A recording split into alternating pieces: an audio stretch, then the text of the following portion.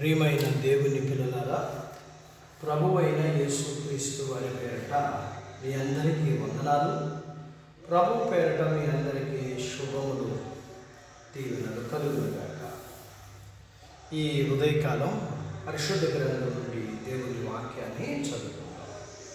ఫిలిప్పీలకు రాసిన పత్రిక 2వ అధ్యాయము 21వ వచనం చదువుకుంటాం.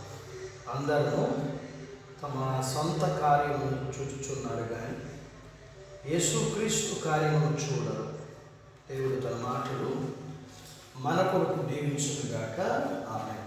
ప్రియమైన దేవుని పిల్లలారా, ఈ ప్రపంచంలో పుట్టిన ప్రతి ఒక్కరూ ఏదో ఒక పని చేస్తుంటారు. కొంతమంది ఉద్యోగం చేస్తారు, కొంతమంది వ్యాపారం చేస్తారు. ఏ పని చేసినా కడుపు నింపుకోవడానికి ప్రపంచంలో మంచి పేరున్న కంపెనీలో ఉద్యోగం చేస్తే చాలా ఎక్కువ జీతం వస్తుంది. మనకి చాలా గర్వకారణంగా ఉంటుంది. మరి ఈ సృష్టి చేసిన దేవుడు, ఆ దేవుని పని చేయడానికి ఎందుకని ఎవరు ముందుకు రావడం లేదు? దేవుడు మనకు ఆరోగ్యం ఇస్తే ఆయన కోసం కాకుండా ఎవరి కోసమో మన ఆరోగ్యాన్ని, మన సమయాన్ని ఇవ్వడం సరైనది కాదు కదా. మనం ఏదైనా పని చేసే లక్షలు, కోట్లు సంపాదించుకుని జీవించగలుగుతున్నామంటే ఆరోగ్యం ఉండబట్టే కదా. కోట్ల రూపాయలున్నా ఎన్నో జబ్బులతో బాధపడుతుంటే డబ్బు వల్ల ఆరోగ్యం కాదు. ఆరోగ్యం దేవుడు ఇస్తేనే మనకు దక్కుతుంది. దేవుడు మనకిచ్చిన ఆరోగ్యాన్ని, తెలివితేటను కేవలం ధన సంపాదనకే ఉపయోగిస్తూ ఈ లోకంలో విలాసవంతమైన జీవితం జీవించినట్లు, తమ ధ్యేయం అన్నట్లు జీవిస్తున్నారు. దేవుడు తమకిచ్చిన ఆరోగ్యం, తెలివితేటలు దేవుని పనికి ఉపయోగించాలన్న తలంపు రానంతగా క్రైస్తవులు దేవుని ఎరగని వారిగా జీవిస్తున్నారు. ఇశ్రాయేలు 12 గోత్రికులలో లేవీ గోత్రికులను దేవుడు తన పని కొరకు ఎన్నుకున్నాడు. వారు కేవలం దేవుని పని మాత్రమే చేయాలని వారికి మిగతా గోత్రములు వారి మాదిరిగా స్వాస్థ్యం ఇవ్వలేదు. అలాగే క్రైస్తవులు సర్వసృష్టికి వెళ్ళి సువార్త ప్రకటించాలని దేవుడు కోరుకుంటే మరి మనం ఏం చేస్తున్నాం? మన సొంత పనులు చేసుకుంటున్నాం తప్ప దేవుని పని చేయడానికి ఇష్టం లేదు. దేవుని పని అంటే సువార్త ఇతరులకు సువార్త బోధించడమే కాదు, ముందుగా మనం బోధించుకోవడం, మారుమనసు పొందడం, మాదిరికరమైన జీవితాన్ని జీవించటం కూడా దేవుని పని.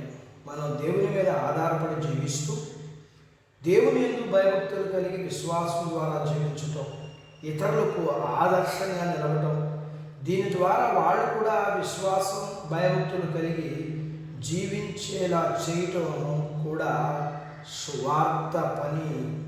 అట్టి బాధ్యత దేవుడు మనకు దయచేయుగాక. ఆమేన్. దేవుడు తన మాటలు మన కొరకు దీవించుగాక. ఆమేన్. ప్రార్థించుకుందాము. నాతో పాటు ఏకీభవించండి. మమ్మల్ని మిక్కిలిగా ప్రేమించిన మా ప్రియ పరలోకపు తండ్రి, మీ పరిశుద్ధ నామమును బట్టి మీకు వందనాలు చెల్లిస్తూ ఉన్నాం. ఈ ఉదయకాలం మీ పాదాల దగ్గర మీ లేఖనాన్ని మేము నేర్చుకోవడానికి మీరు సహాయం చేశారు. మేము నేర్చుకున్న లేఖనపు సత్య ప్రకారం మేమందరము మీ పనిచేసే వారిగా ఉండగలగటానికి సహాయం చేయండి.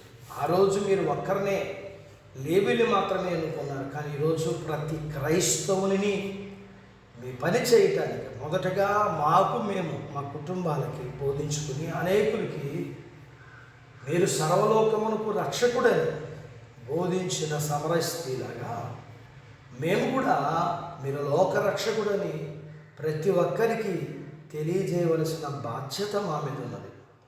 మేమందరము మాకు ఇవ్వబడిన బాధ్యతను, పనిని, ఆజ్ఞ నెరవేర్చేవారిగా మీరు వెళ్ళి సర్వసృష్టికి, సర్వలోకమునకు సువార్త ప్రకటించుదని మాటను మేమందరం కూడా మరి అందుకుని ఆ పని చేయడానికి కావలసినంత కృప మీరు మాకు ఇచ్చి నడిపించాలని ప్రార్థిస్తున్నాం. ఉదయకాలం వాక్యం విని నాతో పాటు ప్రార్థనలో ఏకీభవిస్తున్న ఈ బిడ్డలను దీవించండి. చిన్న బిడ్డలు, యవనస్తులు, వృద్ధులు, స్త్రీలు, పురుషులు జ్ఞాపకం చేసుకుని వారి చదువుల్లో, ఆరోగ్యాలు, ఉద్యోగ ప్రయత్నాల్లో విజయాన్ని ఇవ్వండి. ఉద్యోగాలలో ప్రమోషన్స్ ఇవ్వండి. చేతి పనులు, వ్యాపారాలు, పొలాలు, పశువులు దీవించండి. వివాహం కాని వారికి అవడానికి, గర్భము ఫలము లేని వారికి ఇవ్వమని, కలిగిన వారికి సుఖమైన ప్రసూతి ఇవ్వమని, ప్రసూతి అయిన తల్లి పిల్లలకు ఆరోగ్యాన్ని ఇవ్వమని, మీ పిల్లల అవసరాలు, సమస్యలు, బలహీనతలు, రుణాల నుంచి విడిపించి మీ పిల్లల్ని మీరు దీవించి మీరు సిద్ధపరిచిన ప్రతి పరలోకపు భూ సంబంధమైన దీవెనకు పాత్రులుగా చేయమని యేసు ప్రభు వారి పేరట స్తుతించి ప్రార్థించి అడిగినవన్నీ పొందుకొని ఉన్నాము తండ్రి. ఆమేన్. దేవుడు మిమ్మల్ని దీవించునుగాక. ఆమేన్.